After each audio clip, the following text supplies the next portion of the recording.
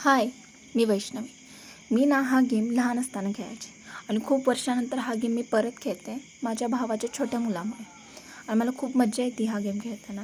सगळ्यात पहिल्यांदा काय करायचं, आपला जो खोडलब्बर काय असेल तो तो ना डोक्याला तेल असेल तर तो असं केसांना चोळायचा आणि त्यानंतर तुम्ही कोणतंही पुस्तक घ्या आणि त्याच्यावरती छोटंसं चित्र असेल ना त्यावरती ते खोडलब्बर ठेवायचं आणि वरून दाबायचं जोरात.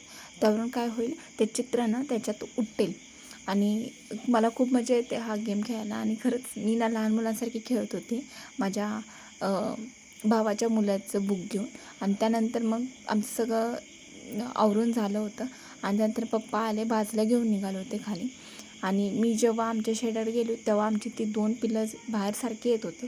आणि त्यानंतर दुपारी असला पाऊस पडला आणि मी तुम्हाला त्याचा खरा आवाज दाखवते. खूप जोरात पडला. पाऊस पडल्यामुळे आम्ही सगळेजण घरातच होतो आणि पाऊस पडल्यामुळे छान वाटत होतं, एकदम थंड असं वातावरण.